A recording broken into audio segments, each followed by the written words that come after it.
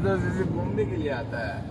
ये मैदानी मुज़दलिफ़ा है जिधर एक रात खुली आसमान के नीचे रहना पड़ता है।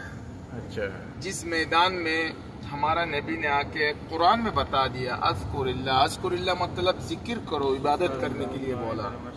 मस्जिद मशअरिल हराम, माशाअल्लाह तबारकल्लाह। आप लोग पढ़ता है इसीलिए आपको थोड़ा बता दो, बाकी आप लोग को मालूम हो जाता है।